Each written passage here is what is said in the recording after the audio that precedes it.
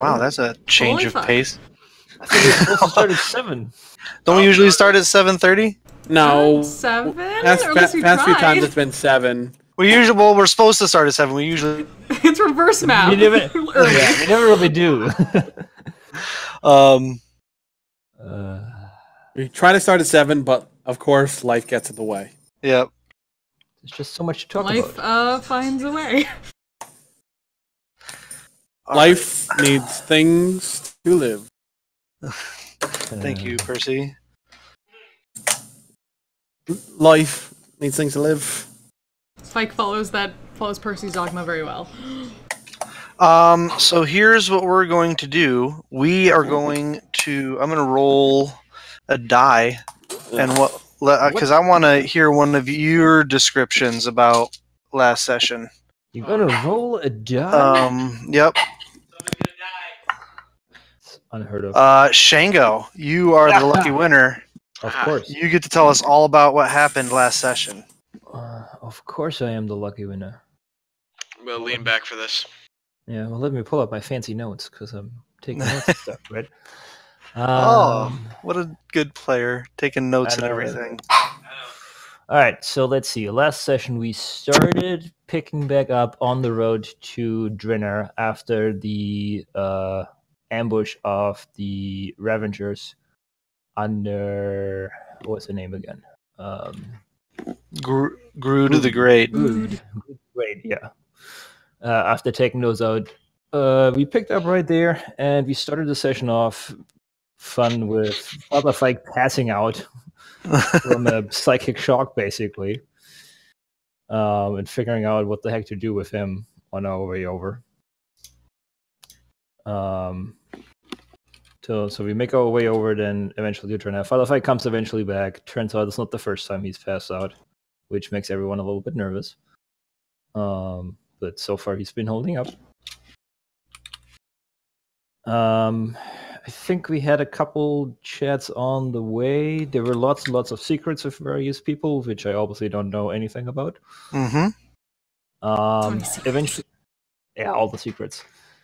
Eventually, arriving in Drinna, we get the basic layout of this like fisher town on the side of the lake that's providing a lot of seafood for the various areas.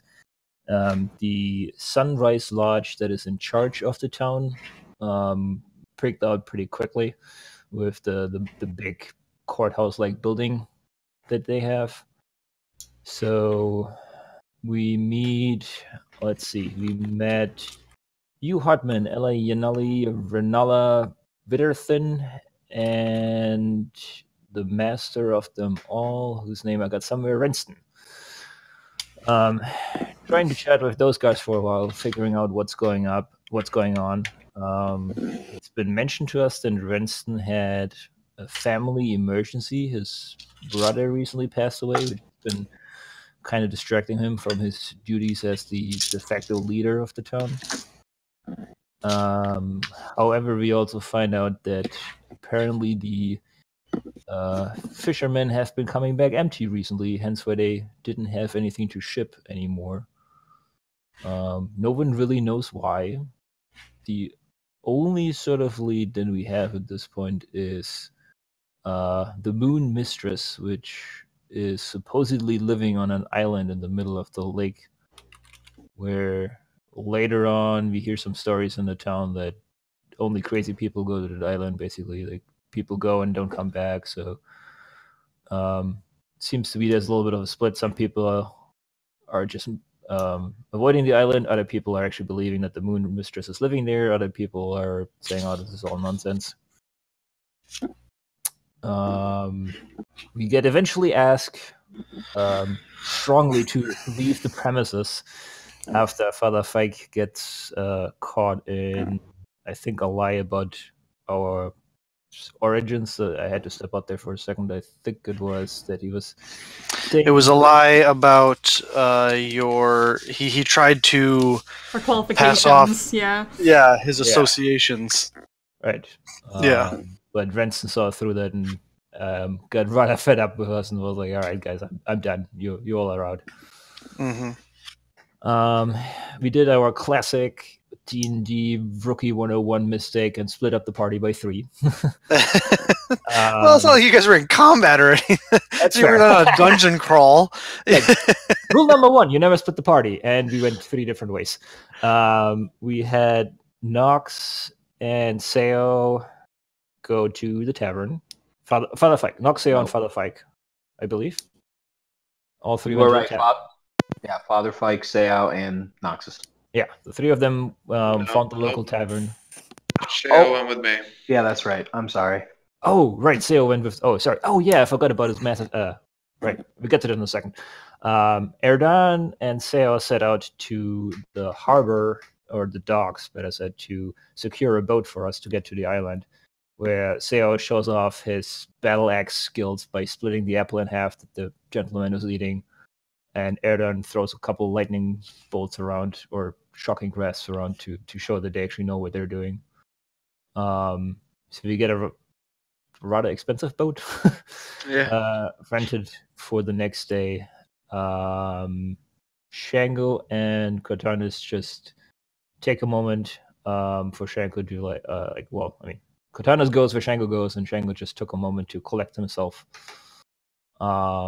thinking about the overall situation in Drina and the lack of leadership by Renston. While I'm trying to think, was there anything back at the tavern? Fike and I believe Noxus were at the tavern still, if I'm not mistaken. They were at the tavern. Drinking. I think that's all we got, and then we had to stop. I think they were drinking, getting a room, and I don't recall. Yeah, they were drinking. They handled getting you guys 3 rooms, taking care of being fed and provisions for the time you're going to be staying here in Drena. So I think we will pick things back up in the tavern with Fike and Noxus, who had gotten to know a little bit the halfling family that runs the Sandbar, which is the tavern/inn here in Drena. And you were talking to Bartender? the bartender, the father, Cade. Cade Reedfellow, who was Reedfellow. Yes, he had introduced you to his wife, who was back in the kitchen, Miria, and his son Daniel and daughter Olivia, who were, working the front of the house. You were asking, I believe, Fike, you were asking him about this moon mistress, if I'm not mistaken. I believe I was, maybe. Sure. Or maybe you intended to before we ended the session. I think I intended to. Yes. So we will pick back up with him having poured your drink, and says, "You've already exchanged coin and everything for the." No, rooms. we have not. No, we haven't. Oh, yeah. I haven't exchanged any money for my drink because Noxus has all my money. Yes. You exchanged. Yeah. Yeah, I walk over as that happens, and I'm like, yeah, he's one of the 3. He's one of the 6 that's staying here. I bought his room. So he says, says, very well. And he pours you both an ale or whatever drink you would prefer. And he says, was there anything else I could do for you tonight? Or this evening? Oh, yeah. The moon mistress in the middle of the lake. How, that old fairy tale. Yeah, how's that fairy tale go? Exactly. The fairy tale, as far as I remember from all the sailors that come back from the lake, is that it is an island constantly covered in mist that is inhabited by a servant of why am I blanking on that deity's name? The Moonweaver. Thank you very much. That's right, Miria. Thank you. It was the Moonweaver. She is an agent of the Moonweaver here on here in Exandria, to cause mischief on the lake and make sailors see things in the mists and come back and tell sailor stories and fishing stories. All right. And everyone here is spooked of it, so no one's supposed to go out to the island. But, every once in a while, some kids will get brave and take a dinghy out there, and something bad will happen to one of them, and then everyone will say that's why you shouldn't go out on to the island. Bad like dead or bad like hurt? Never. I mean, you'll hear people say that, 3 generations ago a kid got killed, but no one ever happens to remember the name of that kid, or, his family doesn't seem to live in town anymore, and Right. Stories to keep people away from it. Yeah, it seems kind of boogeyman-ish. But the draw is that if you can charm the Moon Mistress, she can grant you information and insight that you might not otherwise be able to get, an unnatural insight into perhaps your future.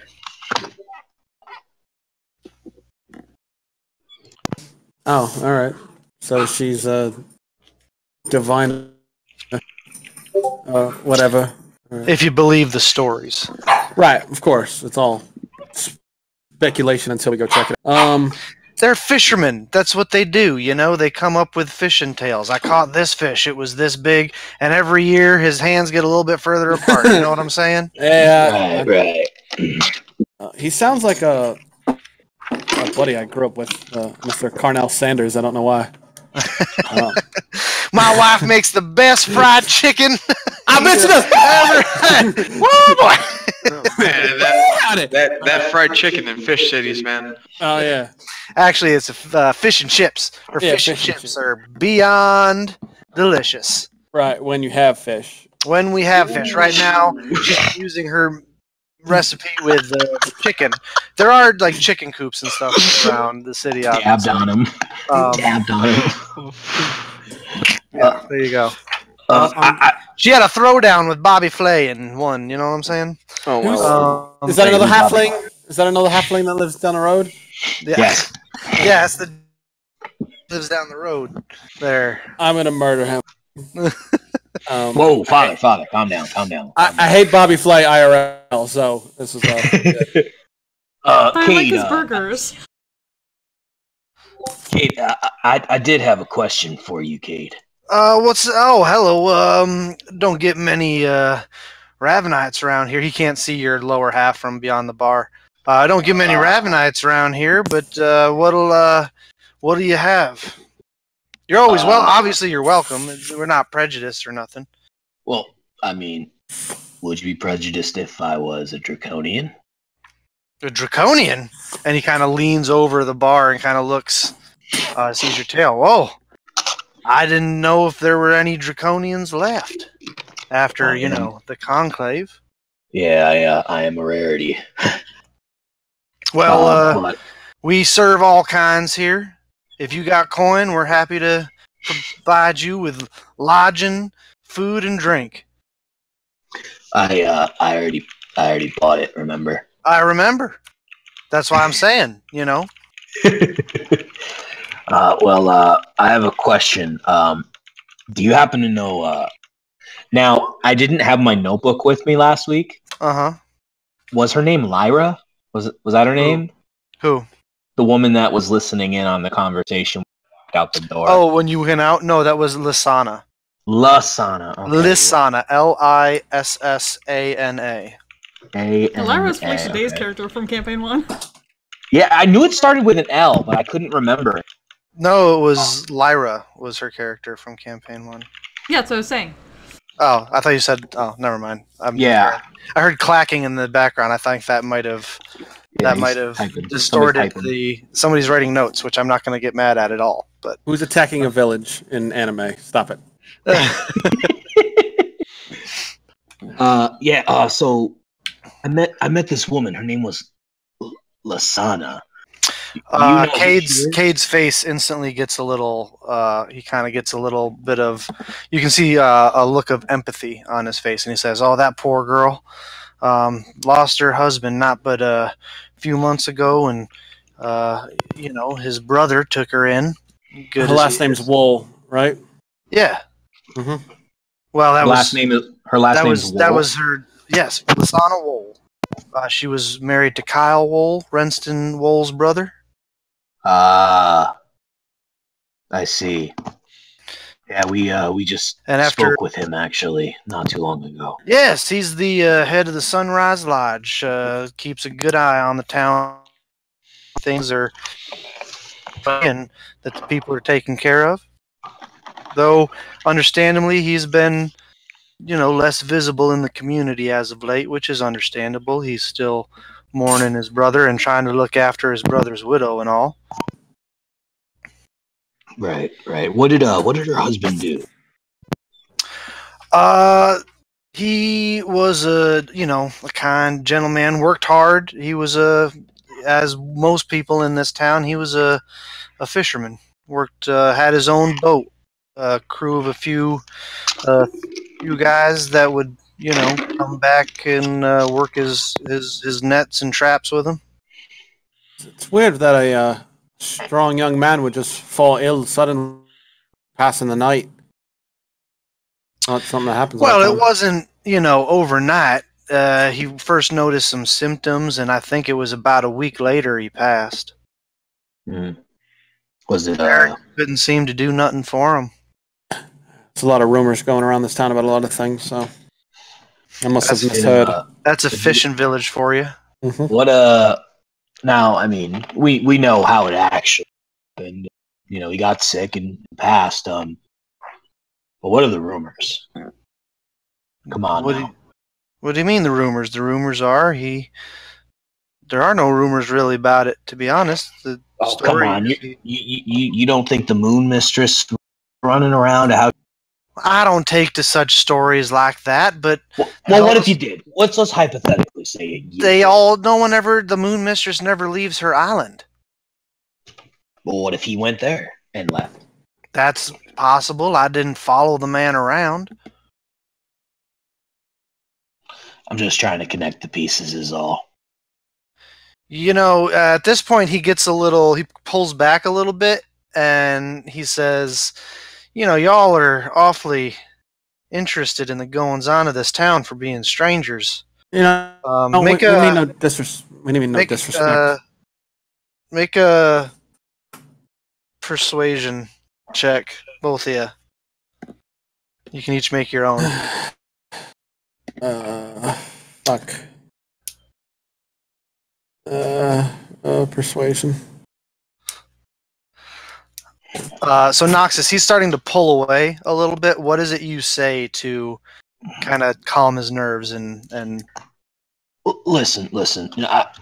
It's a new place for me. I've never been to Taldore. First of all, I've lived on Wildmount and Draconia most of my life, and I'm getting to know the world, and I like lore. I'm the Moon Mistress. It's a story, I like it. I just want to know.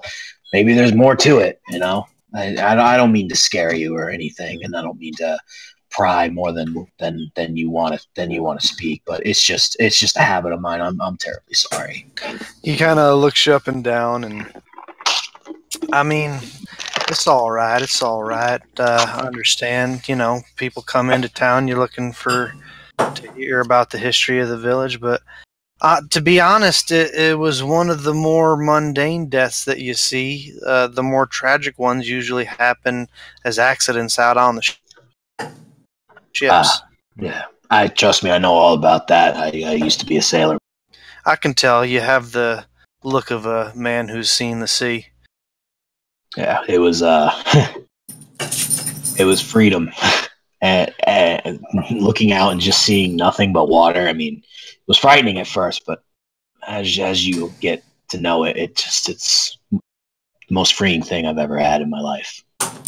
Mm-hmm. Well, was there something else I could help you gentlemen with? You answered all my questions, and then but I appreciate it. You didn't have to, so thank you for that.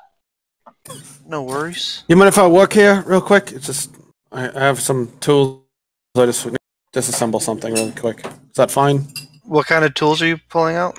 I'm pulling out my my very official looking locksmith tinker set, or the lock picking.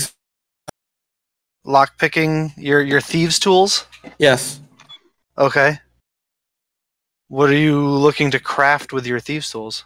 I'm going to take my tension rod that I use to twist the lock to undo the screw that's in my symbol of Sarenrae. Pull out the J hook for tapping keys, and pull out a small square metal piece and slide it in to the guard position, so the dagger part of the symbol of Sarenrae cannot be pushed out. I'm disabling it. Oh, okay. Very good. He says, no, not at all. I have to... And you see there's a couple other customers that have come in and sat down at a table. He says, at the far end of the bar. It looks like a couple of fishermen who've come in from a nondescript fishermen who've come in at the end of their day of trying to, empty, work the traps. And he goes to take their drink order as Noxus and Fike, you're left there together as you begin working on your holy symbol. Shango, you and Kurtanis on the way back to town can make investigation checks to see if you can find...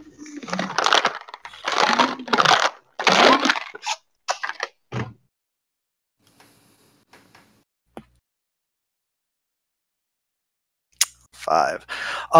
Shango, you and Kurtanis come back into town after your little meditation session, and you begin asking around, trying to find... Kurtanis, you begin asking around, trying to find people who might know about a magic shop, but your strange mannerisms kind of off-put them a bit, and they things don't go as well as you'd like. Kurtanis, or Shango, however, you as you guys are making your way through the town, you kind of come to a center area. The closest thing you're able to find to a magic shop is an apothecary. Over the top of it, there's a sign that says bubbling bottles. And there looks like a little chemistry set inscription, like imagery on the sign of like a little beaker over a Bunsen burner flame with bubbles forming in the liquid that come up out of the top of the beaker, like that triangular bottom beaker kind of looking. Yeah. Glass beaker, and there's like bubbles coming out the top of it. There's light coming from the what are those? They're like bay windows, right? There's like a bay window in the front that has like the front and then the two sides to it at like a 45-degree angle. Yeah, there's light coming through the bay window, and you can see in the window there's a few what looks like it's like an herb garden in there catching the light that's growing, and there's all sorts of different things growing in the window. We'll head into the shop to check it out. As you come inside, you ding, there's a little bell that rings, and as it was getting pretty close to nightfall, you can see that there is a gnomish woman on the other side of the very small counter. And she is putting things into a bag, and without even really fully turning around, she says, "Oh, I was getting ready to close up." I am terribly sorry, my dear lady, for the late interruption. Well, if you're quick about it, I guess I can take one more customer for the day. If you wouldn't mind, though, just switching the signs.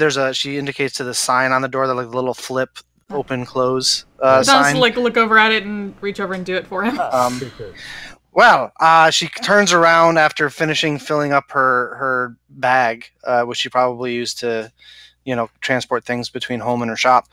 She turns around, pushes up some glasses on her, some full-on like Coke bottle glasses that make her Shit, what was that lady from Star Wars? eyes? Yes, exactly, Yeah, very much so. Except a gnome. And she has this very like hemp clothing, kind of like durable, green thumb, I'm in a garden a lot kind of clothing on, with like a apron that hangs around the front that she was getting ready to take off, and she ties back up quickly behind her. And she comes over and says, "So what can I help you with? We have all kinds of potions and tinctures here."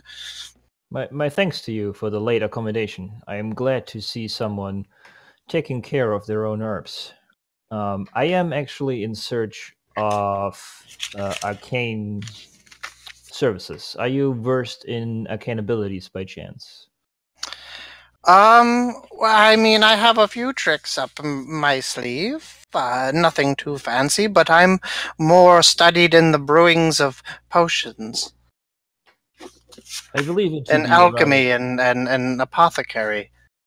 A rather common task, I believe it to be. I find myself often in struggle of identifying the true nature of magical objects, and I was hoping if you could help me out in that regard.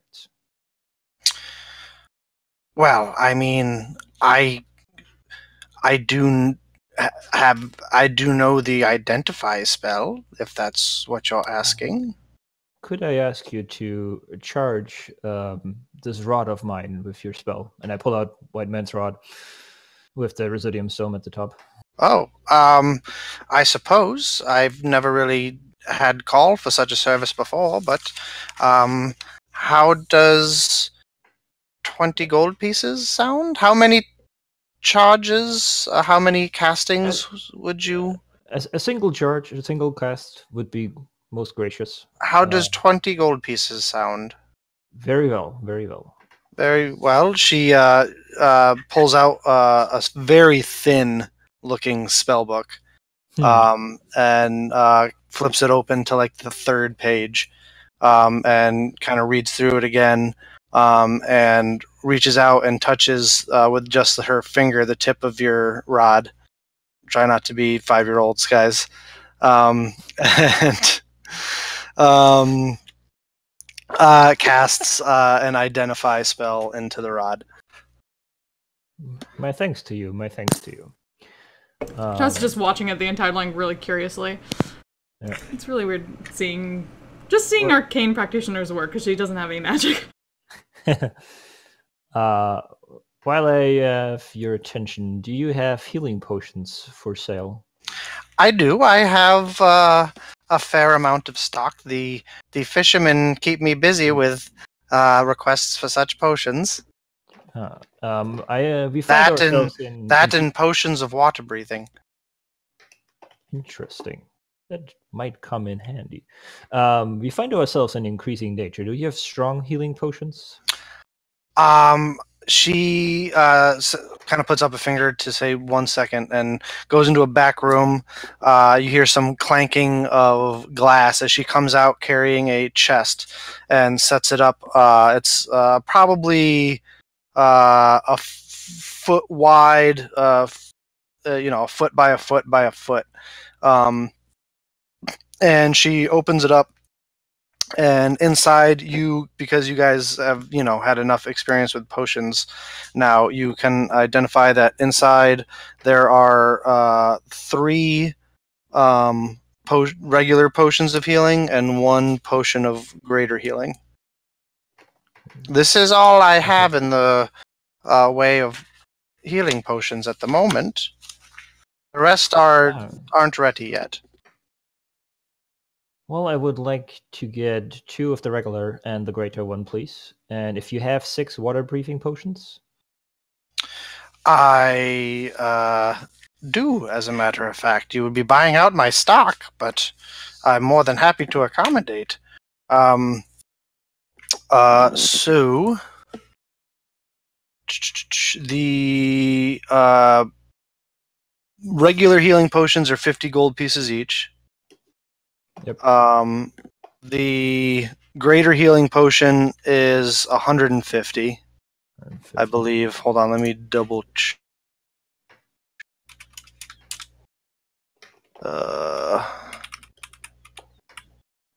Where's that little? They're uncommon, so we'll call them the same as the greater healing potion. So that would be each of the potions of water breathing are 150 gold pieces as well. Each. Okay. So that's math 7 times 150 plus 100. Yeah. Times 150. That's a lot. That's 1050 for those. Plus 100 is 1150. Plus the 20 for the spell would be 1,170 total. Did I do that right? 1,170 gold pieces. If I did my math right. I think so. Haggle, charismatic one. Thomas will not help you with this. It will be for the best. Yeah.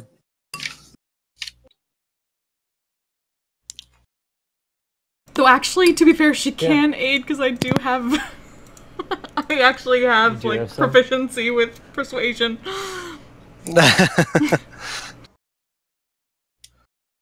Alright. I'll just hand her the 1170. Okay. She gracious for your late service. Oh, you've spent more in her shop than is usually spent in like a year. So she's like, anytime. You come back whenever you like. I'll stay open late. I'll open early. Whatever you like. Pebbles is here to assist you in any way I can. Pebbles? Oh. Pebbles? Yes. Thank you, Pebbles. Yes, Pebbles, Pebbles Topstopper.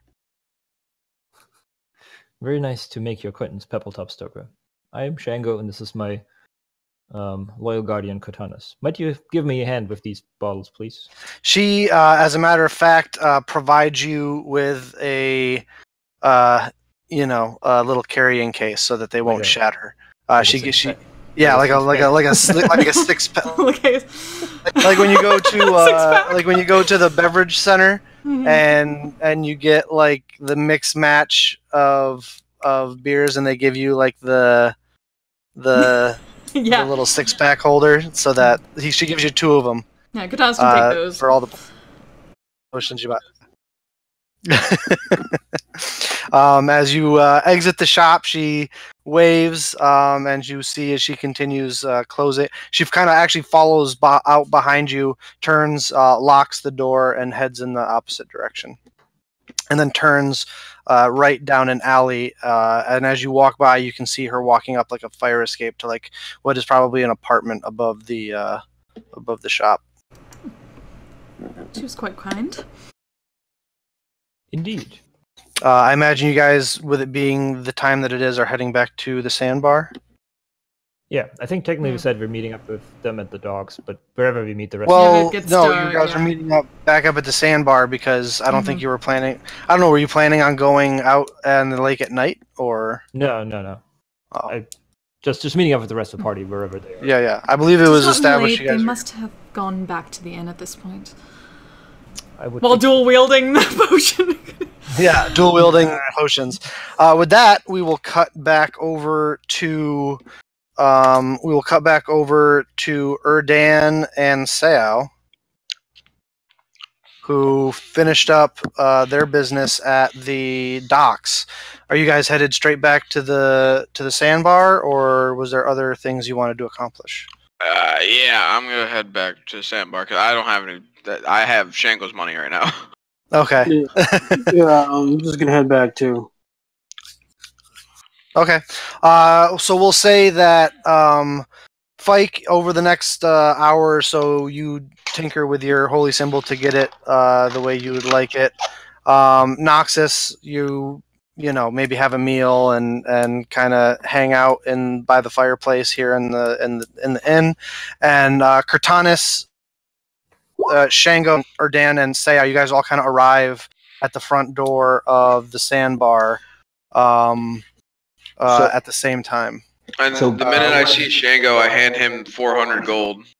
Tell him the boat was 100. My apologies for the expenses. He really didn't want us going out there. No worries at all. We are in need of a vessel to cross the sea. They are quite superstitious at the docks, are they not? Lake. He really, really didn't want us going out there. He was very adamant about us not doing it. So, perhaps the ones closest to it know most. I believe not much of a choice there is. Really? They're either hiding something or they really are scared of something out there.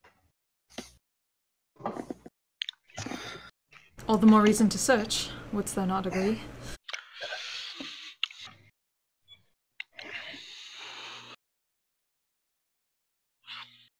Thou wouldst not agree, I suppose. Silence. As no one says anything. Step back and look down. Holding potions. I got distracted mentioning inventory. Yes. There's not much of a choice in this matter, and we shall see what there is to the Moon Mistress and her involvement with the disappearance of the fish. If there is any involvement at all. If there is any. And if not, 'tis one thread cut. The only threat we have. All right, so you guys head into the sandbar. You can see Erdan and Sao that Cortanis is carrying two big potion holders full of healing potions and other potions that you don't recognize immediately, unless you guys want to make Arcana checks. You might be able to recognize them. I got this. I don't got this. Nope, they are potions. I don't got this. Do I know what color it is? Stand back, guys. I got this. No. Not you don't even know that. what color it is. Nope. You're colorblind. You're temporarily colorblind. I think it's alcohol. As a matter of fact, yeah, you think she just got a couple of 6-packs. Boy, we're gonna have some fun tonight. But as you guys come in, you see Father Fike just finishing up some work on his holy symbol that was on the bar, and he kind of like then kind of tucks it back wherever he usually keeps it. And where do they see you, Noxus? I mean, it's probably been probably been like an hour or so since you got done talking with Cade. I probably was just gonna sit next to Fike and talk the whole time. Okay. So yeah, you see them just sitting at the bar with a couple of drinks in front of them. Same thing, Sao. You think she just got a couple of 6-packs. Yeah. We're sharing that later. No friendship. My lord certainly had gotten it for the group, I suppose. Yes. Hence the number of 6 with the group of 6. One for each of us. Won't get me drunk, but I mean, you know. It not supposed to. Wait, what? Thou shouldst not be drunk underneath the water. Yes. Why would I be drinking under the water? This sounds like drowning. It becomes apparent to you that they don't know that they are potions. Yeah, it's like, hence why we secured the potions, so you don't drown. Oh, look, a chair. I'm just gonna walk away. Sit down. Insult. There is indeed a chair. My lord, I am worried about the Morn. We might need a new adventuring party. Who is in possession of our bag of holding? I believe Noxus has it. Yeah, Noxus has it. He just walked away. Oh, wonderful. No, or Dan just walked away. Noxus did. Noxus is sitting at the bar with Fike. Yeah. Right. We shall get these potions in the bag. I'll just add them real quick. Carefully wander up behind them. Calmed somewhat. As the four of you walk in, you see a halfling gentleman behind the bar kind of greet you and say, "Welcome to the Sandbar. What can I get for you? My family and I are happy to serve." They're the four that are with me. Ah, excellent. Your first all taken care of. What can I get for you? Would you have mountain spring water? Certainly. He turns over to a younger-looking halfling, probably a male, probably in his late teens, early 20s. He says, "Daniel," and Daniel runs off to get you a large mug of fresh water. Yay. The rest of you, young lady, and he indicates towards you, Cortanus. Water as well. Tis fine, thank thee. Daniel, get another. Gosh, dang it, Daniel, hurry up! I'll have a potion of water breathing. I'll have a potion of water breathing. It's my code word for a mug of ale. Oh, I don't believe we have that brand, but here you go. And he pours the only kind of ale that they have. It's a special brew of my own, and he hands it over to you. Perfect, thank you. It is curious code word you have there. It's a slightly hoppy amber ale. Amber. Yes. Right, gulp it down and enjoy it. It's actually quite tasty. He provides the rest of you with drinks. Dinner is served to everyone. It is fried chicken and chips. He says you really should try this batter when it's on the largemouth bass that we usually get out of the lake or the perch, but it's really quite delicious. We hope to do so soon. Your rooms have all been taken care of. He indicates to you your rooms, and says if you be needing anything else, don't hesitate to ask. Thank you, Kate. I appreciate actually DFC. Drina fried chicken. I like Taldori fried chicken better. Taldori fried chicken. There's another franchise yet. They're Justin Drina. Yeah, Justin Drina. Oh, it's like Chick-fil-A. I'm Knox, man. What? It's centralized. All right. Is there anything you guys would like to do before going to sleep? I'll just continue reading in the Book of Enchanting. Okay. I'm going to try to avoid making eye contact with Cortanus. Okay. I'm good. And the second I make eye contact with her, I go upstairs. Okay. Shakes her Noxus will follow father.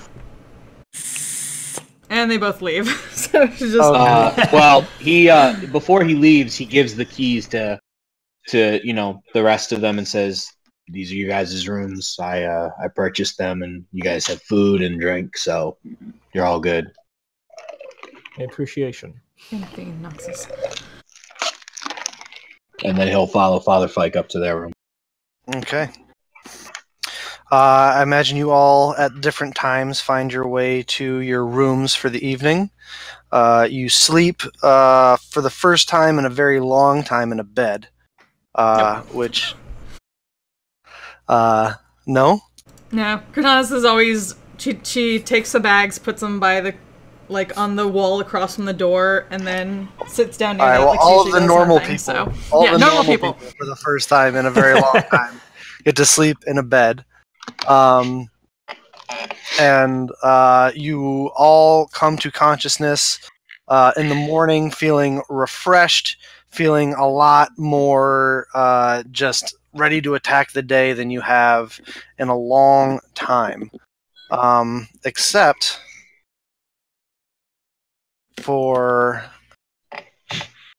Don't you do it. Don't you do it. I can see it in your eyes. I can see it in your eyes. I see it. I see it. Don't do it. What are you talking about? I see it in your eyes. I saw it in the DM smile. Don't you do it. I don't know what you are talking about. There was a DM smirk after I said DM smile, so yeah, that's... Oh, Gur! How are you doing, Gur? Welcome to the game, Gur. I wasn't taking all along! I really just hope that, like, slowly, like, a fireball just starts forming around Noxus, and just, like, eventually it's gonna... Oh, you burnt, like, a small coaster-sized hole into the bed, and then eventually it's gonna be like... Yeah, it's a 30-foot sphere. Like, we have to sleep 30 feet around him. He's gonna, every time he wakes up, just boom! What happened? Eventually on the ceiling, like surrounded in fire, it's full of supernatural. Yep. Ooh, Father Fike. Father Fike.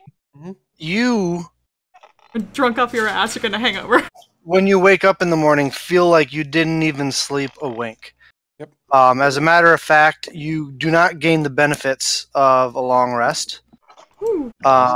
You gain a point of exhaustion. Okay. And your maximum hit points are reduced by 6. Damn. Oh, damn. Sarah does What not happened to survive. you? Dude, no more food. Oh, I know. I get it. You were tortured with nightmares all night long. Oof. Oh, woof. And you know the kind of nightmares that you have. Yep. The rest of you all find yourself downstairs to a party. Hold on. What's up, Noxus? I was gonna say before we go down, just wanted to say something to Father. He's asleep he's still sleeping when you wake up. So you all find yourselves downstairs to a delicious hearty breakfast. And Father Fike, you are the last one to come downstairs, and you all look up at Father Fike as he joins you. His dark bags under his eyes. He looks exhausted. He's barely able to keep his eyelids open as he comes downstairs. He looks like he didn't sleep very well. Rough night. Would certainly be beneficial for fighting something. Morning. How much didst thou drink? I had one whiskey. Kadas looks very, very skeptical, especially after she found out how much of a liar he is. Fucking insight check me. Make an insight check, I was just about to say. Bow. Bam. Fike, were you... Truth! Yeah. There you go. Truth. You think he is being truthful. Yeah, she's like scrutinizing it, like the eyebrow raised, and then slowly lowers it. Seem like thou canst not hold thy drink. 'Tis the case. Ooh, snap! Dab on him. She's just all about the burns lately. She learns one word, and she's just going off on us. No, she's learned a couple phrases her day. Yeah, she learned a couple phrases. She can accurately call someone a dick now. Yeah, she can. That's very impressive. Oh yeah, definitely a dick. Are you ready for the tasks ahead, Father? I don't know why everyone's concerned about me, but yeah. Because of your visual appearance. No one has a restless night, and I'm the only. You know, I'm fucking exhausted. What do you want me to say? I didn't sleep well last night. Exactly that. All right, I'm fucking exhausted. Thank you for telling us the truth for once.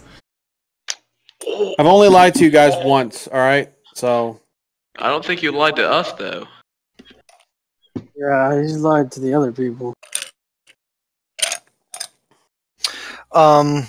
Fike, also, in case you are unaware, 1 point of exhaustion means you have disadvantage on all ability checks. I'm aware. Okay, I didn't know if you knew or not, so just trying to be helpful. Exhaustion is something that I'm familiar with. Okay. All right. What would you like to do? You guys think we should give him like a 30-minute nap or something before we take off? No, I'm fine. I'll take a coffee. David, whatever the fuck his name is. Daniel. It's Daniel. Daniel, if you don't mind, if you're up. Daniel. Just shaking her head like, man. This keeps getting worse. Come on, man. It's Daniel. Well, Daniel, I could use a cup of joe if you are so inclined. Sure. And he runs off, gets you a piping hot cup of fresh pot coffee, and sets it down in front of you with a little saucer of sugar and a little mug, like pour of cream. I'm gonna pour all the sugar into it. Okay. And I'm just gonna drink it. I'm just gonna drink it black, but with every granule of sugar. Okay. You want some coffee with that sugar, mate? Yeah, he put like what is the equivalent of like 12 lumps of sugar into his every coffee. packet on the table. Basically, yeah. You know that's gonna make. Never mind. Sweet and low. Just sips her water and shakes her head. I don't like coffee. It's gonna keep me up. So it's a necessary evil, like most things. Charge ahead then is what we shall do. All right. So what's our plan for today? Because I retired early last night. I have a boat waiting at the docks, ready to go to the island. I'm on a boat, mother. Yes. I'm sorry, what? Motherfucker? Just like what? Who is this motherfucker you speak of? And we're not why in the world would they be fucking their mother? Yes. No. Like taking out the journal, pulling it to the page of vernacular. It is not their mother. It is your mother. Cortana said produce a sketch. Cortana said is the finest insult to express that you have had coitus with the person that you were insulting's parental guardian. Right. What father said. I couldn't put it any better. I mean, yeah, that's pretty, she's like writing that halfway through and then just pauses a long moment and tries to find a better way to write that. It is the greatest insult that you can give someone. You can imagine how that's the case. And, you know, accusing someone of fucking their parent is a pretty insulting thing to say to them. Just quite an insult against the parent as well, possibly. Yes, that is also. Also, you have the backbone of a chocolate eclair. That's always a good one. Oh, what? Yeah. That's a pretty tame one. Eclair be? It's a pastry. Fluffy. Pudding. Custard. Yeah, right? Custard? Yeah. I think it's banana pudding, but I haven't had one for ages. Me. All right, so we got a boat. I assume we're going to the island. Back to the task. People eat. All right, I think go to the boat, go to the island, and wing it from there. Figure this shit out. Yeah, swing it. All right, wait. Hey, me and you are finally thinking alike. We're supposed to be charming this one. What? Which one? What? This lady in the lake. We're supposed to be. It's not a. Well, first we got to get over there to find out if any of these stories are true, or if it's something at the island, or if there's really anything. It's really just a theory at this point. All right. Well, everyone says that if you could. Well, what's his face that runs the bar said if you could charm her, she could tell you your future or something like that. So I assume if we're real nice, and I'm kind of gonna look to Nox. Well, we don't need our futures told. We just need to know why the fish aren't biting. Right, but if she's doing that, and then we could charm her to go, hey, don't do that anymore. We might, like, haha, funny joke. We might be able to do something else. Yeah. Yeah. Perhaps she could tell us the future of who is or what is. Right. Yeah. All right. Yeah, we got a plan, guys. I like it. The plan to more plan than you usually guys. Our plan is to get attacked on the road and then deal with it. That's usually our plan. Improvise is usually your plan. Shit and roll with it. Shit and roll with it. I think our plan is hit first, then ask questions. A plan to charm a demi-deity. Right. She might just be like some powerful wizard. She could be. You're up. Okay. You guys are also making the assumption that this woman actually exists. Right, exactly. I mean, exactly why I said we should go to the island and find out what it actually is. I mean, or Dan, I mean, when you were out on sea, you know, they would say old wives' tales and stuff like that. I mean, they were based off of some truth. I didn't believe until I saw it. Well, yeah, you got the good point there, yeah. Good point. All right, let's just get on the boat and get to this island, because there's nothing else we need to do, right? Indeed. All right, let's... I'm taking the mug with me. I'll bring it back. All right. You take a road coffee. And one of they actually bring you out a travel mug. What is the difference? What is the difference? One has a top on it and one doesn't. Oh, so it's a stein. It's a stein. Yeah, it's like a stein that you have to. Yeah, but it has like a little opening in it so that you can keep it closed and drink while you're moving, so that it doesn't. So that it doesn't like spill on you and stuff. One's a Cody cup, the other one's a cheap knockoff. Yeah. Does he have sunglasses on now too when he gets out? Sure. I don't know. Probably not. Seeing as how I don't think sunglasses have been invented yet. But anyway. Sun goggles. Sun goggles. As the DM says that, I pull out my sunglasses. You know that sunglasses were made by a drow. Yes. Deal. Surf the travel muck. There you go. The lid. Exactly. Just like that. You make your way down the cobblestone streets. Erdan and Sayao leading you to their previous location of the dock, where you can see that the majority of the boats have already left, and you can see them out and littering the lake. As you come up to the docks, Erdan and Sayao, you recognize Udu, the human dockmaster. As you come walking up, you see him sitting at that same barrel, about to tear into what you can only assume is probably his breakfast, of a wedge of cheese, a apple, and a bowl of porridge. And he literally has a spoonful of porridge up to his mouth. As you approach, he turns and looks. Udu, how are you? Oh, I did it again, didn't I? And he sticks his spoon back into the porridge, and he says, "All right, come on." As he, Udu, it is. Yeah. O-D-O. As I go to follow, Draconis just like sides to Shango. Yeah, we're all making quite puns. the reputation, and I fear it is not the best at this point. He leads you down one of the docks to a very small, what could only be described as a dinghy. It's very similar to the ship that Jack Sparrow comes rolling up in. The one that he's like bailing out, like in the beginning. I believe it's Pirates of the Caribbean 2. He's like bailing.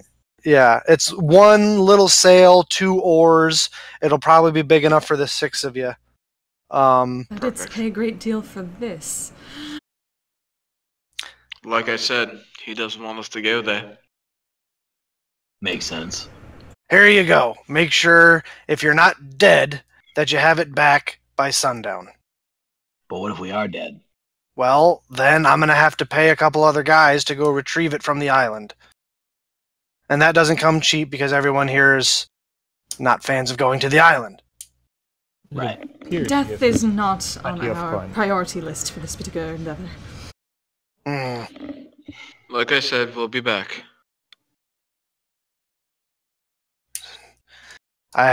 You'll forgive me if I don't hold my breath. And he starts working. He indicates for you to get in, and he starts working the ropes to free it from the dock. Hi, Hopping. Why would one hold his breath? It's a figure of speech, Gratanus. Basically, he's saying he doesn't believe us. Oh, no. Takes out the journal, writes that down very quickly. I love these little Gratanus not knowing what sayings are in this. I love it. All right. So I'm assuming you all climb into the little boat. Yes. I get into my dinghy. It sinks pretty low, but it still is going to work. It looks like it's at almost capacity with you guys in it. Almost. It's fine.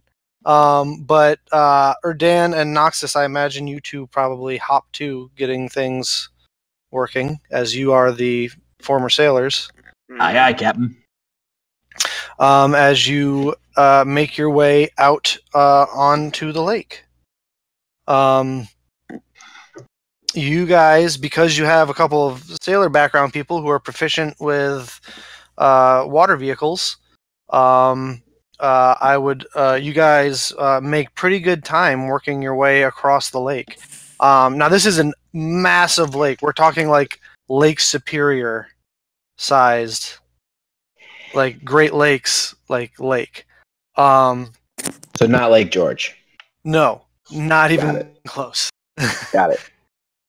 Talking like the kind of lakes where you can almost barely not see the other side. Oh, that's big. Yeah. You do, however, are able to see the very tippy tops of the trees from the sole island in the center of the lake. The reason you can only see the tippy tops of those trees is that the rest of the island is completely shrouded in like a full-on London fog.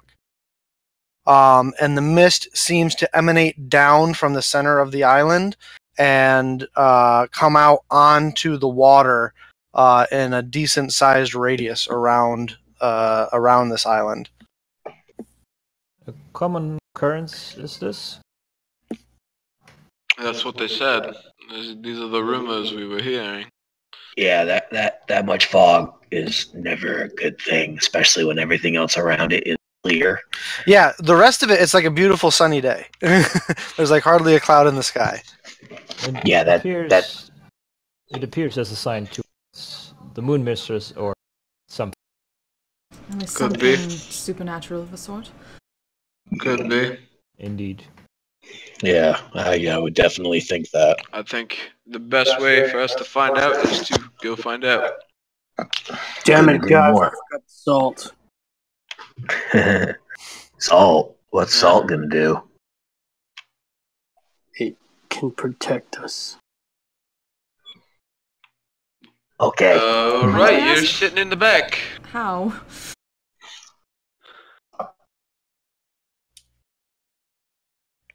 All right.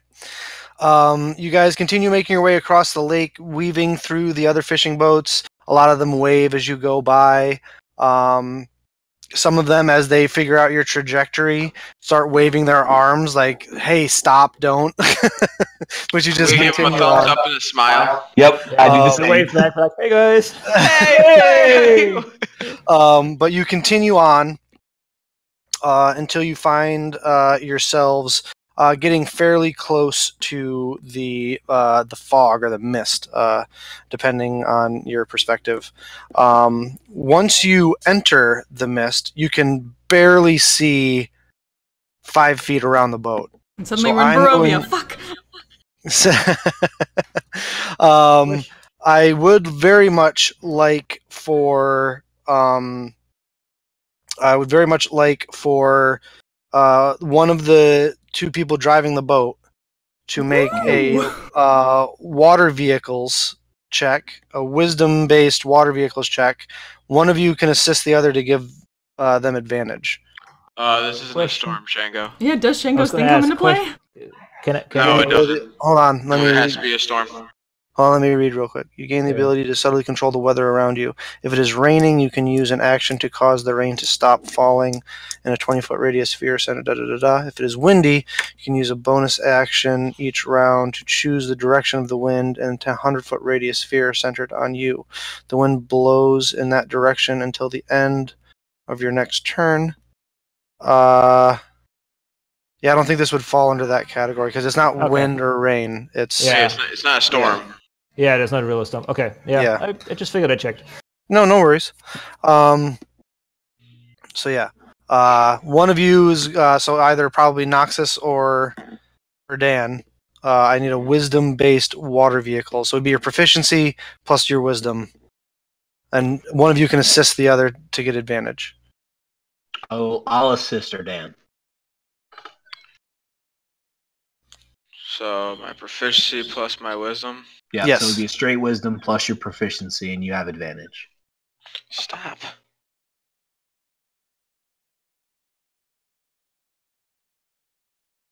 So 24. So 24. Wow, that was a good roll. Thanks, man. 24. Yeah. So as you are driving in through the mist, you are able to catch at the last second some rocks that are jutting up out of the water, and you're able to maneuver the boat away from them. And as you go by, you see how sharp and pitted the rocks are. It surely would have punctured the hull of your boat and probably made it not usable until it would have been repaired. It's a good thing we were perceptive. Might be why some of these they brave these. Sudden need for those water breathing potions. But you start making your way as the rocks get more and more thick and more numerous. There's almost like only a single path that you're able to start weaving your way down and through. And as you get past the rocks and you start coming into out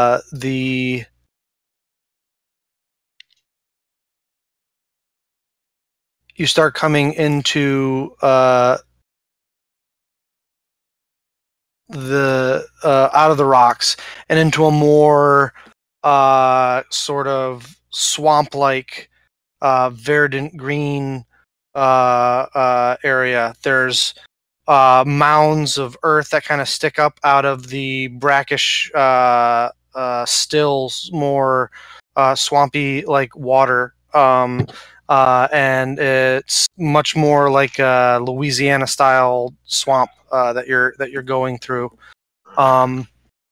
Could we see any signs of other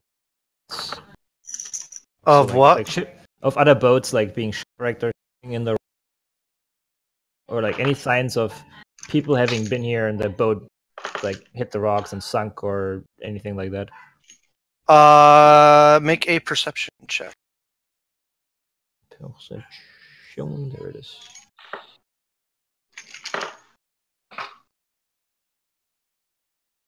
15. And looking around, you kind of lean over the side of the boat and look down. You don't see any you don't see the remnants of any ships that may have gone down. You do, however, as you're peeking into the water, see the occasional skeletal figure. Humanoid? Not humanoid, though. Okay. Beastie. Just beasties go. Make a nature check. Whoop. 14. 14. Yep. One appears to be some sort of boar skull. The other, excuse me. The other appears to be some sort of cat-like creature, bigger than a house cat.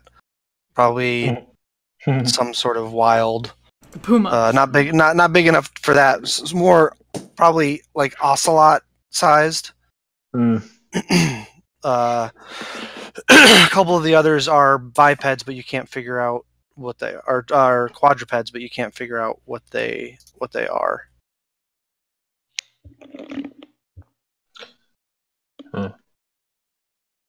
While Noxus is rowing and everything, as we're getting closer in, he's kind of humming, a sea shanty, and I don't think really anybody would know what it is, but he's humming it to try and calm himself down because he doesn't like swamps. Thomas stays the fuck quiet after that last time. Is it Parting Glass? Is it Parting Glass? Oh, Parting Glass. Oh no, don't do Parting Glass. No, it's we'll do if you guys have ever seen Muppet Treasure Island, it's oh no. That's I want to know these sea shanties so I can write them down, look them up. Yeah, I can tell you a bunch of sea shanties. I was in a pirate band. I know a few, not a lot.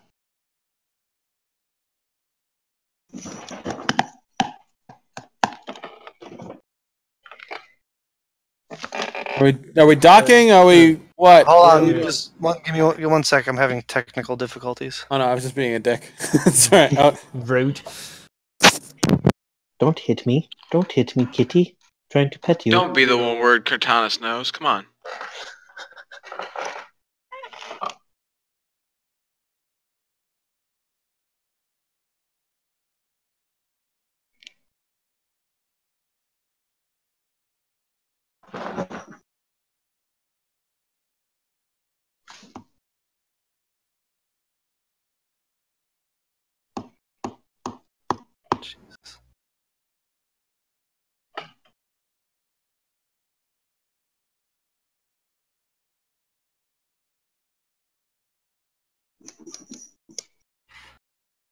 There we go.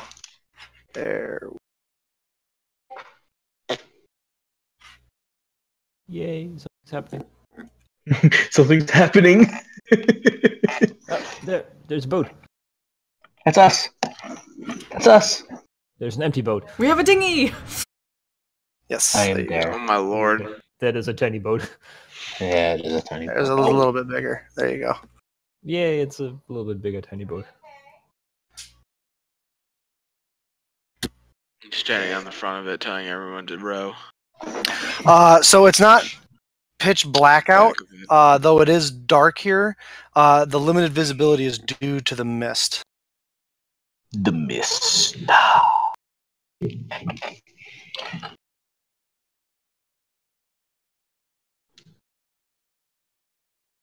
Well, I guess the only thing we can do is move forward. Here, let me give control.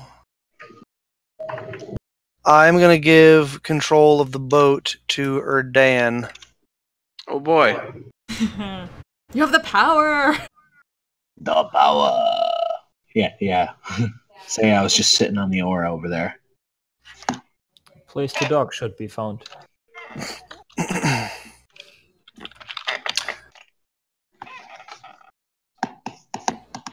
So I assume that is where we came from? Yes, indeed it is. Alright. I'm gonna push forward right there. Move. Okay. I guess everyone's got to move their characters forward. Gonna slowly go into this, people.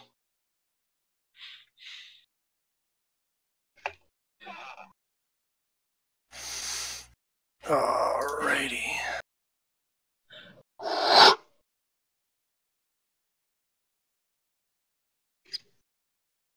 Hey, Dan, is that a plank over there I see?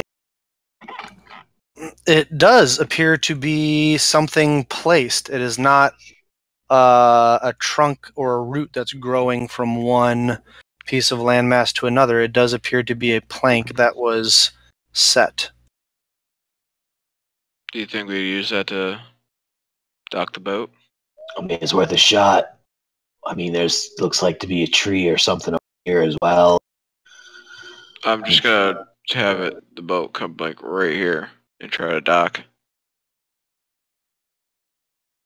Toss can't see much, so she's trying to at least hear things and like kind of be as alert as possible for anything that comes out of the mist. All right, so up a little bit, and you can see some. You say that again? You broke up. You move the boat a little bit, and you can see some more. I think this is the best place to dock. Dock it up against this tree with the plank here. We can even tie it around this plank. I think that'd be a good idea.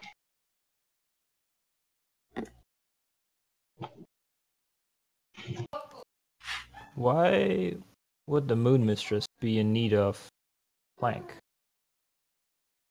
Because it might not be a Moon Mistress, it might be a fairy tale. Could be somebody playing off of it. At some point, this island hath been in use before. Possibly. Might be. It might not be by supernatural. That's a very good indication that it might not be. Do the planks on the walk path in between, does it look traveled and kept in shape, or is it falling apart and not used in years? I'm sorry, say that again? The planks and like a potential walk path in between, does it look like it's well kept, well maintained and in use, or is it all like growing over and falling apart?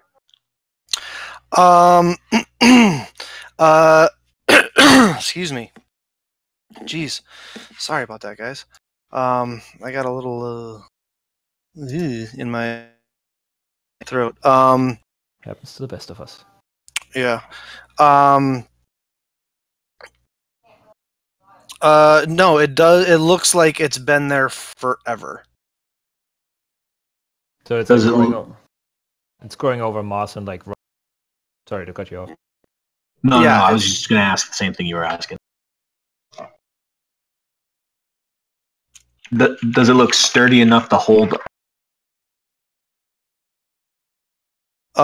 It looks.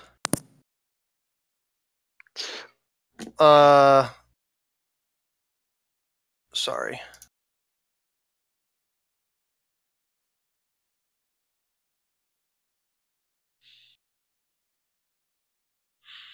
I'm having not really technical difficulties, but I ran out of images that I can upload, so I had to delete some. Sorry. No worries. But yeah. So you. Yeah, it looks like it's been there forever. You had another question after that? I'm sorry. Yeah, I asked if it was like if it would be able to somebody my weight or say the boat, does it look decrepit and decaying? Make an investigation check. Whole -1, guys. Could totally hold your weight. Yeah, that'll hold, guys. So we can go ahead.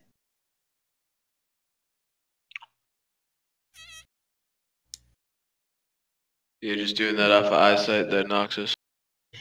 Well, I mean, I'm in the back of the boat, so I can't really stand on it now, can I? I canst test it if thou wisheth. Let's shoot for solid land here. I'm just gonna try to pull it on the. Is that shore? You could sort of shore. Is that rocky shore? Where the tree is? That is mostly moss-covered roots. There's the center of that. As the center part of that is a trunk that goes upward, and you can't even see the top of it because it disappears into the mist. You're talking about this right here, right? The thing directly to the south of you, yes. The mass directly to the south of you. Okay, cool. Thank you. What's this right here in front of us? That appears to be muddy, moss-covered earth. Yeah, I'm gonna shoot for trying to pull it up onto there. Okay. I will help him as well. I'll even get out of the boat and help him with that. is what needs to be done. Okay. So you pull the boat up like there. To there, yeah. Exactly. You pull the boat up to there. Say I got out and help pull it up. Yeah.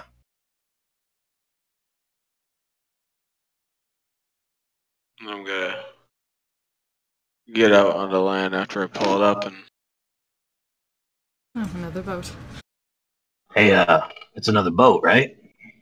It does appear to be another boat. We'll walk Just over grimaces here. as she steps in mud. Good look. As you walk over to there. Okay, good. I thought there was somebody on that dock. I got real nervous real quick. Those fish are there. Oh, that's fish. I didn't even notice that. Like, these fish are actually there. Right here. They are. Looks like someone's not having trouble fishing. Similar thing, is this boat in good shape on the dock? The boat also looks ancient. But it's not rotting and falling apart. No, but there's like moss growing on it. The wood looks rotted. It's like you're surprised it's still floating. Is that a long like jump? Is it really 15 feet or is it like? That's measured out correctly, yeah. Frick. I don't want to walk around, but. Why don't you want to walk around? And I'm just gonna start walking. I'll follow him. As you step up to there. Oh boy. Friend. You see more land. You see an enormous spherical tree. Or cylindrical tree. Okay. A huge weeping willow. The trunk is 35 feet across. And there appears to be a doorway carved into the front of it. And a couple of windows with curtains drawn around them that you can see some what looks like firelight flickering behind them. Is that a house in a tree trunk? It looks like it. Hey, you're Dan. Watch that house. At this point, if you guys are trying to not be noticed, I'm going to need stealth checks from everybody. Totally stealth. I'm going to be perfectly honest. I was walking straight there. I wasn't trying to be stealthy at all. I was. This place creeps me out. Fike, you had disadvantage because you're exhausted. Out of curiosity, is there anything about this or that would remind Cortanis about any kind of like ritual or prayer or anything like that for Sehanin? Make a religion check. So group check. You guys had pretty good stealths there. So you're to be as you are all kind of ducked down, except for like one of you. We'll say Fike, since you rolled the highest, even though you had disadvantage. You kind of grab Erdan by the shoulder and pull him into some deep grass. As you guys are all kind of huddled into this area of tall grass and reeds. I go, don't blow this one up. This is a good tree. Don't blow this tree up. Trees are evil, mate. I'm telling you.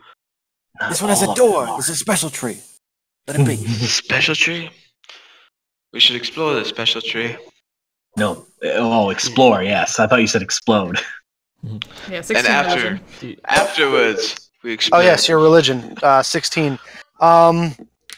It doesn't strike you of any religious significance. Were there any like rituals or prayers or anything that was normally associated to what to do if you're in the presence of like a Moonweaver shrine or something? Not to your recollection. The Moonweaver is one of the more minor, not minor deities, but the less deities. Her worship is almost entirely entirely to Elven culture. There's actually not a lot of cultures outside of Elven culture or Fey culture that reveres or worships her. Would my studies in Draconia, like when I was being taught, have anything to do with this at all, or no? In what sense?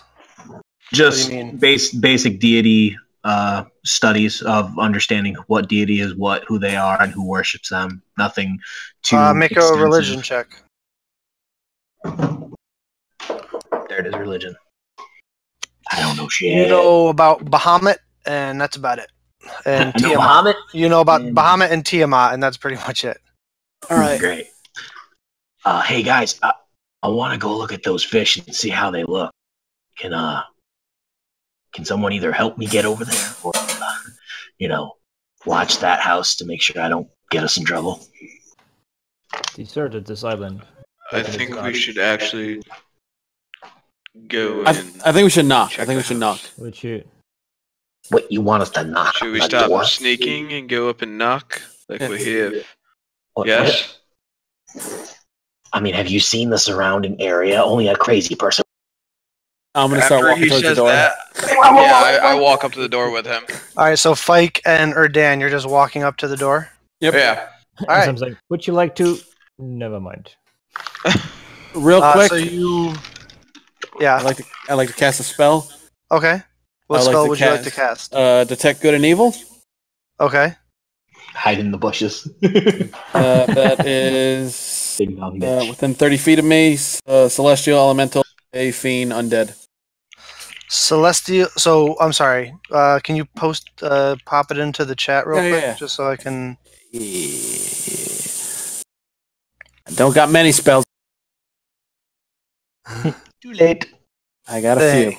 For the duration, if there is an aberration, celestial, elemental, fey, fiend, or undead within 30 feet of you, as well as where the creature is located. Similarly, if there is a place or object within 30 feet of you that has been magically consecrated or desecrated. The spell can penetrate most barriers, but is blocked by 1 foot of stone, 1 inch of common metal, or a thin sheet of lead, or 3 feet of wood or dirt. Why'd you be 3 feet of wood? All right. So you activate your Detect Evil and Good spell. It is up. You are concentrating on it. As of right now, you do not sense any aberrations, celestials, elementals, fey. The only fey you recognize fey blood is in your traveling companions. I believe Erdan is a half elf. I kill him. So you recognize his fey ancestry. What's my fate? You do not pick up on any fiends or undeads though at the moment. Wait, Kurtanis, you're a human? Yes. Yeah. Oh.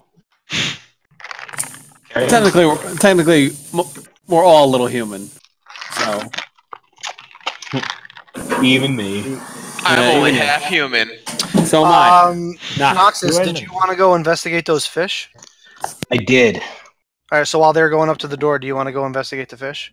I would like to, yes, please. Do I notice Father Fike casting Detect Good and Evil? I imagine that he's not trying to hide it. I'm not. So yeah, you recognize him casting a spell. I don't know. Do you have access to that spell, Shango? Not detect good and evil. No. So you recognize he's casting a spell on himself. Okay, just say spell. All right. But you don't recognize what spell it is. Shango, or not Shango, Noxus. You hop over. It's a pile of about 8 to 12 fish. They're pretty decent sized, and they look to be fresh, like they were just caught. They don't look diseased or anything? Nope, they look ready to eat, and as a matter of fact, they look like you're like, it's good size. Like for this kind of fish they're really good sized. Like Are they cod? ridiculously so. Bass? Ridiculously so. And then you remember why people prize the fish from this lake is because of the residuum that it collects from the. Oh yeah, it comes off. It comes off the Alabaster Sierras, flows down the Morin River to Morin Lake, and it makes the fish grow unusually large. While everyone's doing this, Cortanus is going to look over to Seo and then just quietly point in the direction that he's more facing, and then she'll point to her own eyes and point back that way, and just keep an eye on everything around them while people are doing things. You watch that way, I'll watch this way, kind of thing. All right, Seo, you catch that from her. You guys can make. What's your passive perceptions? Actually, would be a better question. 14. 14 for you and Seo. Yeah, I'm trying to get this stupid little bird kind of annoying.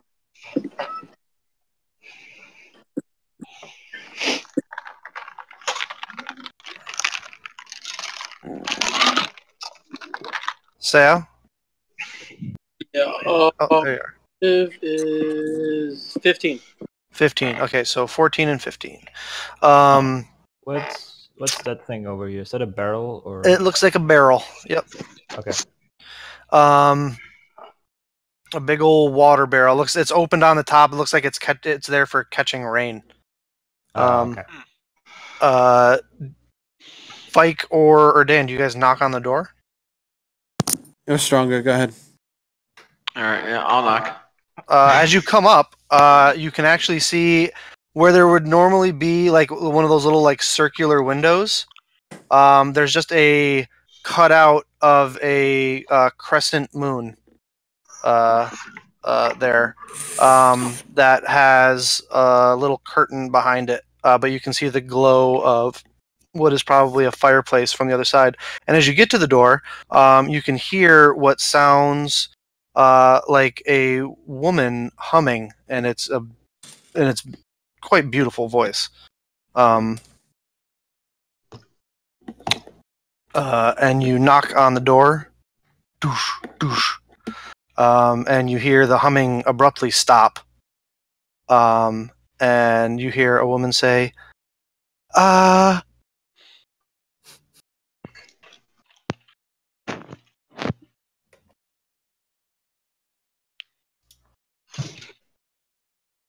hello?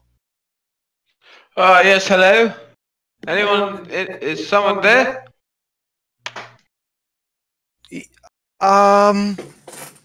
Who are... I'm not expecting visitors. Yes, we are new to the island, and we thought we'd come to the first door we see to ask some questions. May I ask who I'm speaking to through the door? Make a persuasion check with disadvantage. Oh, come on! Seriously? What? We're from the FBI. We're new to the neighborhood. We're new to the neighborhood, and we thought we'd just walk up to the first house we saw, knock on the door, and ask about. I made a pie. Okay, so if I said I had pie, would that help? And I am new in town. I'm scared and I need a hug. Should have asked for sugar. 13. Not great. You hear a voice come from the other side. I'll tell you my name and you tell me yours. You've come to me. Oh, fair enough. My name is Dan Stormrage. I was just watching this and then looking to Shango like, oh dear. Do we hear the woman's voice from as far away as we are? So we at least hear her Dan. I mean, you hear her Dan, and you hear muffled sounds coming from the inside of the Like the parents from Charlie Brown. House. The tree house. Yeah, exactly. Yeah. Okay. But it definitely it's a higher pitch. It's you know. So to Shango and then gesture forward if she should go forward. Yeah. I'll like head poke forward and start. We do not often receive guests here on the island. Oh, I know. I just, told with some rumors. I thought me and my traveling companions could pop by. We'd have a few questions. You wanted to test your fates? Look in to the futures? Yes. Educate yourself on your ancestry. Yes. All those things. Yeah, would any of them hear that from that distance? I'm not gonna lie. I'm not here for that. Fike, I'm assuming that's not true. I know that's not why you're here, actually. So you can go ahead and make a deception check. I'm gonna cast a message into Adan. With disadvantage, obviously, because you're exhausted. You're gonna cast a message to who? To Adan. Okay. What is going on? You can respond to this message. You can respond to this message. I can respond to this message. Okay. You said cool. deception with disadvantage? Yes. Because you're lying. You're not here for that. There's a lady in here. To be peaceful? I think. No, to learn about your future or your ancestry or look into the fates. All right, fine. 13. There's a lady in here, and she is saying a lot of things we've heard the rumors of, so we might have stumbled across the Moonweaver? Something that might be a little more dangerous than we expected. Moon Mistress. By the way, I was not trying to be deceptive. Fike knows not to bullshit a bullshitter. Is that what Fike says? No, that's what I'm saying to you. Oh, okay. So if that makes it persuasion, then yes. She asked very specific questions, and you said yes. And I'm assuming I know that's not why you're here, so that's why I had to but next to that, I said, no, that's not why I'm here. I understand, yeah, but I'm just saying, you hear someone step closer to the door, and as they kind of move the little curtain to the side, and you see pale bluish white skin, silvery hair, silvery almost glittering white hair, and dark azure blue eyes, one eye that kind of peeks through the little crescent moon shape. There are several blue and clear crystals that kind of fall from that kind of frame parts of some sort of jewelry apparatus that's on the head. And as it kind of the one eye kind of darts back and forth between the two of you a couple times, and then closes, and then the curtain goes back, and she says, "Very well. I have not had someone come for a reading in quite a while." And she begins to open the door. I haven't given her my name yet. Just letting you know. I know. All right, cool. I am aware. She knows my name. I don't know her name, so it's very, very in that place right now.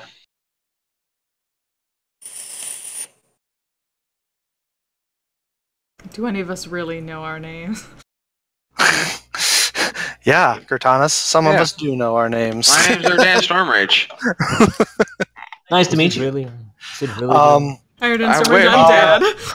As the door opens, the form you see before you takes the image of a beautiful elven maiden with glittering silver hair and deep blue azure eyes, a gorgeous face, and of these bejeweled tiara on her head that has these two clear and blue, like diamond and sapphire trails that come down, framing her face. As she opens the door, holding a crystal ball in one of her hands, she looks at you and says, "So you've come to test the fates, have you?" All right. And as soon as the door opens,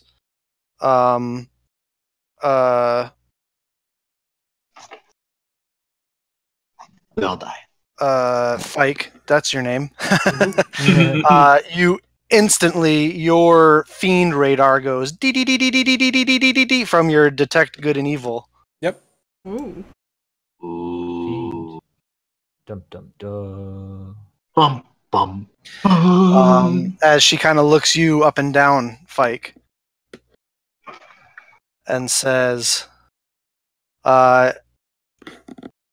Erdan and Fike make perception checks. More disadvantage. Aw. Erdan's got this. I'll be your eyes. So, Fike, you don't notice. Erdan, you notice she cast some sort of... her hand did some sort of somatic component to a spell. And she says... And she looks straight at you, Fike, and she says... Peeking behind the curtain so soon, you've taken all the fun out of it. And I'm going to need everyone to roll initiative. Gosh dang it! What? She's a fiend. How do you do initiative with disadvantage? You roll twice and you take the lower of the two. Is that an ability check? It is an ability check. Oh. Which is why bards can add their jack of all trades to it. Ooh. These aren't the robots you're looking for. Nah. 22. Wait, so I guess Shango doesn't really notice it, but as a player, did she detect that he was had cast? I mean, we probably could. Yeah. See her. She cast a spell to Let her determine know. Yeah. to determine what he was up to, What he was because up to. she recognized him recognizing. Don't worry about it. Don't worry about it. It's none of your business. Don't worry about it, sweetheart. It's fine. Don't It's worry fine. about it, Everything's sweetheart. fine. All right. That brings remind me at the end of the game. That brings me to a question actually. What? Alrighty. Or while he is figuring out initiatives, that brings me to a rule question about concentration spells or spells with duration. Where do you use all your verbal semantic material components at the very beginning? Or Yes. Is there science? Yes. Okay. So that It's you do the stuff to initiate the spell, and then you're just concentrating on it with your brain. Okay. Brain power. So if Right. someone is in hiding, casts a spell, and then comes around, I would have no idea cast a spell. If someone was in hiding and they cast a spell, you would have no idea that they cast a spell. Yes, so you could not cast counterspell. Yeah, so I wouldn't see that he's Yeah, concentrating. you have to recognize that they're casting a spell in order to Which is why subtle spell counter is it. really good for sorcerers. exactly. Gotcha. All right here. So I've learned something today. You done got learned. You never done learn. the more you got learned. The more you know. The more you Moon Mistress. Moon Mistress. Elf. Pale. Parentheses. Really a fiend? Is that your notes you're reading us? Great Yes. notes. With a None of question us mark know exclamation unless point. Spike said fiend. Mike's the only one who No, knows. at this point. he has not been able to pass on that information as of yet. But she's assaulting us, so that's all we need to know. Well, as she of hasn't right now, assaulted two- you yet. Has done Only anything you You yet. just said peeking behind the curtains. Sayao with a 22, not bad. Okay, so there hasn't been any assaulting, so let's not jump to Yeah, I mean, Noxus doesn't know anything. That depends. The only one that can jump to conclusions is Father Fight. We did hear her say ruin the fun, and then... Well, the door is open. Yeah, she said peeking behind the curtain, ruining the fun. I don't really think that's a reason. Yeah, I don't really it think depends that's like what to try tone and that was kill in. someone. It sounds to me like he's a You perv. peeked behind my curtains. She said it. What do you mean I have an overdraft fee? The question is, do we insight that? She said it in a flirtatious way, so not really a reason to try and kill someone. Yeah, she's just trying really to get see my where they number, were guys. looking. Relax. Eyes up, gentlemen, eyes up. Noxus is not on the. She is very scantily clad. Oh, I know what she is. I have a good idea. I'll say that. I have a good idea. Shush. Don't ruin it for everyone. Metagamer, I'm gonna start taking away XP. Did I say what she was? No. I just know. Doesn't mean I'm gonna go after it. You're just showing off with your vast knowledge. At a 19. Exactly. Emerald of the Sea. Let's say sapphire. No, she's pale. She's pale. There shouldn't be any crossovers. I don't want to fight a Balrog right now. This is bullshit. Balrog? What? It's a thing. There is a plank. I wouldn't throw that at you. We can do this. That would be hilarious. I'd wait till at least you were 8th level. Yeah. You shall not pass. Shango had a 14. I suddenly grow a long gray beard. And Fike had a 9. Because exhaustion. Yep. Because exhaust is a thing.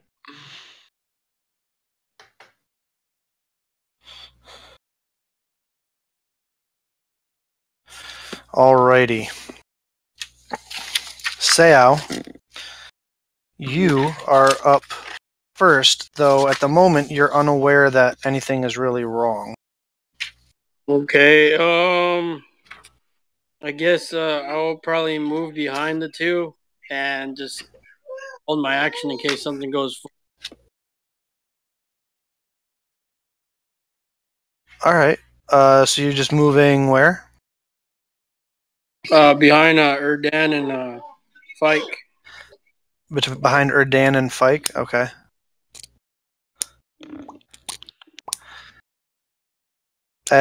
She kind of gives you the little, forefinger wave. Hello.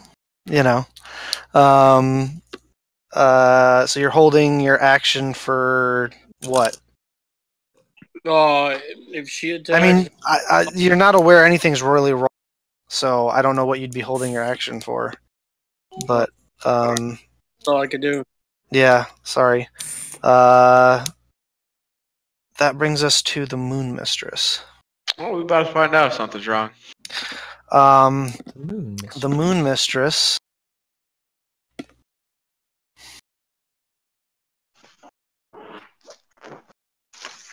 I don't think she has any sugar in her little tree. Sure Come on, that's the only reason I came here. Does she have spice? Some kind of sugar. Does she have spice? Whoa. And everything got honey. Da, da, da, da, da, da. Be my candy girl. This is going too far. Yep, it went too far. You're right. I'm sorry. I can't stop this feeling. That's different. No. Wrong road. All right. Bring it back. She is going to lean forward. Yeah, okay. And she is going to read our futures. Kiss. She's going to lean forward, kiss you on the forehead, Fike. Oh. And I need you. Get her number. I need I'm the one who gets numbers around here. you to make a saving throw. Oh, snap. You need to make a wisdom saving throw. That's normal, though, right? Yeah, That is it's not a a disadvantage. check. No, that's normal. All right. You can Oh, fuck! It makes for a good story, baby. Oh dear. Really does. As she kisses you on the forehead, you watch as it almost looks to the rest of you. It looks like Fike just disappears. No, he doesn't have disadvantage. Fike, you were turned into a mosquito. Oh. What? Oh boy. She casts polymorph. She then turns, looks at you, Erdan, winks, and disappears in a cloud of silvery mist. Well, fuck. Oh, she disappeared. Huh. As I see this, I go, "Oh my gosh, what happened to Father Fike?" Well, interesting. Father!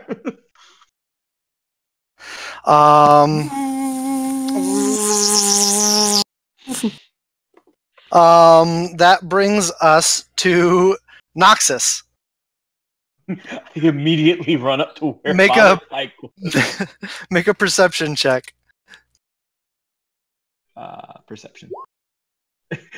I kind of just look around, go like, Father, where are you? What happened? Or Dan, what happened? Where did he go? 12. You watch as a little mosquito lands on the tip of your nose. Oh no. Well. Oh no. Slap it. Can I make a roll to see if I hit him or not? You know, like would I think to hit him? What? Or would I know that it's him? You swat a mosquito in real life. Would you Yes, swat a mosquito. mosquito? What Would would you you swat a do? mosquito in real life? I Exactly. absolutely would. If it lands on You your can't, nose. you can't use that meta knowledge. You would smack that mosquito. And I would do it. I would hit him. So make a strength-based melee attack. So Punch yourself You're in the not nose. proficient, so it's just a d20 plus your strength. up. Well, Oh my god. that time of the You night. in the Slap frickin' yourself in the face. You slap yourself in the face. Wham. You watch as the mosquito flies off. What is going on? This You went deal. very, What is? this went you very deal- Marx Brothers. My modifier's +2. Yeah, so you deal 3 points of damage to yourself Gosh, dang it, that hurt. as your eyes start to water up a little bit. This went Stooges. This just immediately Three Stooges. Yeah. I And totally would have killed that thing though. Oh man. you that's your action. Oh man. Oh my god. I guess I don't really know what I could do with my bonus action right now. So I probably would just chill there and just do the whole Peter Griffin thing. All right, Cortanus, you're up. What just happened? And like pulling out her blades just in case, just because somebody disappeared. Just basically kind of running around. She can't really get past anybody here, but what happened, Derdan? You can occupy my space. I'm a fucking mosquito. He's a Well, I don't know. mosquito. He's buzzing around. Yeah. Oh, Yeah, okay. technically. And like go and at least like look inside. Yeah, well, you look inside and you see essentially what you see, a kind of unkempt Delicious. bed. The inside of the hut, or the treehouse, whatever you want to call it, is kind of unkempt and not very clean. And there's a dirt floor, and it kind of smells a little bit. And you can see the bed, the kind of unkempt, filthy bed to one side. There's a large armchair to the back, which appears to be next to a fireplace. There's a bookshelf, a large shelf of oddities over on the one side, and what looks to be some sort of like a curtain, or one of those like room separators, you know? Like Yeah. the people will go in the olden times, go behind it to get changed and stuff. Mm-hmm. Like one of those set up by the door there. So she might like sidestep the doorway, just kind of leaning up slightly against the wall here with blades drawn and kind of like looking around for anything that comes at them to attack. And Yeah, you kind of that's all step I got at the forward, your moment. blades drawn into the room. Mhm. You don't, yeah. All right. Erdan. I'm gonna barge right past her and go in. I'm gonna be investigating, looking for anything where Fike is, where she is. I'm gonna try to find something. Okay. Make an investigation check. 12. All right. So you start looking around. You turn to the shelf on the right. It is got books on it. There are these large like formaldehyde type jars with what looks like honestly it looks like infants like Human? like human fetuses in like a formaldehyde jar. There's a few of those. There's another one that just has a large that has a left hand in it. God. Another jar that appears to be filled with nothing but human eyeballs. Not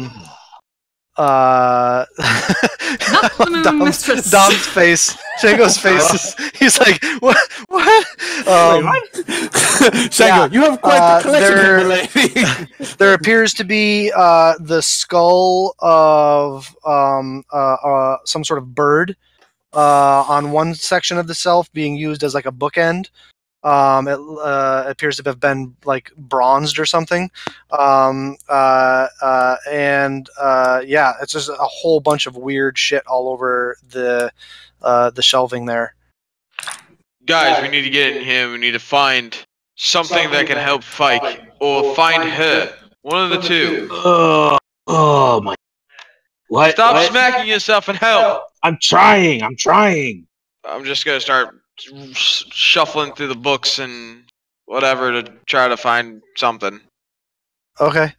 So you start. Yeah, that was your That's what you did on your investigation. Right. So that's what I'm doing pretty much. So you've done that. You still have movement left if you want to continue moving, and a bonus action if you want to use that for anything. Nope. I'm just gonna keep rifling through stuff. Okay. You do so. That ends your turn, Shango. Did I see her kiss Fike from where I am? I'm not sure if I have the angle or not. Sure. You would have seen her head kind of like lean out of the door, kiss him on the forehead, and then he just kind of like disappears. Make a perception check. Or you know what? No, make an Arcana check. Yeah, you don't know if he was sent to another plane. Whatever. Okay. Transformed into something you're not sure. All right. I'm gonna try casting a message to Fike. Okay. Father, if you hear me, reply to this message. Yeah, you hear what sounds like a mosquito buzzing in your ear. Honestly, I'm very confused. Yeah, it sounds like there's a mosquito buzzing in your ear. Yeah, because that's what whisper is. It's like getting a whisper right in your ear. Yeah. It's not like something you hear in your head. Yeah. I'm very like wave my hand around my ear. I was like, what is this stupid bugs? And I'll step up here, crouch down a little bit, just look around for any incoming danger. Okay. Fike. You are a mosquito. Yeah. What would you like to do? All right. Well, in English, I would like to bite Cortanus in the neck. Okay. Oh, there's an attack for you. Yeah. You bite Cortanus in the neck. All right. Cortanus, you get stung by a mosquito in your neck. Use your reactions for the love of God. Yeah. You slap at it. Yeah. Make an unarmed strike. Okay, that's just. So proficiency plus strength. Yeah, my strength's great. Because you're not a monk. Okay, I have the same AC as a kitten. Like, yeah, like literally don't roll and so 7. Yeah. So you slap your and Fike, you take what's your strength modifier? 1. Fike? Or my Cortana? strength? Oh, 2. 2. So you take 3 points of damage. 1 point goes to your mosquito form. 2 points carry over to you. Okay. But you appear just like almost as if he was like sitting on your shoulder. Fike appears. Yeah. He appears. What type of sorcery is this? That ends your turn, Fike. Yep. Get off! Actually, I'd say you have a bonus action left. I have a bonus action? Yeah, you have a bonus action. So you could. It's also free action to speak. Oh, okay. Free action. She's a fiend. She plays games. So let's play. Play along. Yep. Wait. Pardon? Oh my gosh, did I almost hit you? Yeah, you're good. I mean, sorry about the bite. All right, that's my 6 seconds. Anyone know anything about a fiend? Maybe know where she went. Right. With that, Fike, you have a bonus action if you want to do anything with it. Sorry. I'm still concentrating on. Oh, do I have to make a concentration check to hold? Oh, you would. Yes. Sorry. Yeah. Thank you for reminding me. You get That's inspiration for being. That's a disadvantage, Being honest. right? Because it's. No, it's a saving throw. So It is. Yeah, you turn back, so yeah. Constitution saving. Yeah. Oh, okay. All right. Yay. 12, I think, 12, beats yeah, the so DC. yep, the DC was 10. So. All right. Is she 30 feet from me? She is not within 30 feet of you. Okay. She's not super close, but she's probably still around. So keep Frosty and love of God, don't what? Don't what? don't kill her. Don't kill her. Oh, Do not kill her. okay. Fiend? Why not? Why not? Oh, can we? Are we out of combat? All right, sure. No, you're because- not. You're not out of combat. Oh, all right. Well, That's enough. That's as much as you guys are able to to do. With that,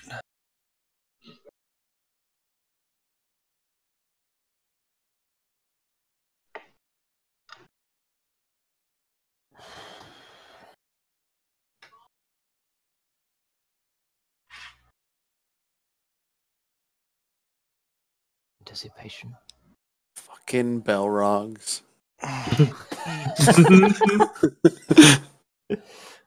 Clearly, that's what she is.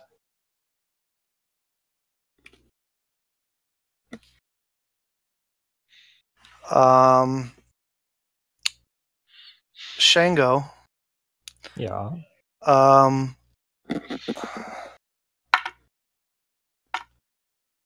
What's your passive perception? For 13. Never mind. Could you please make a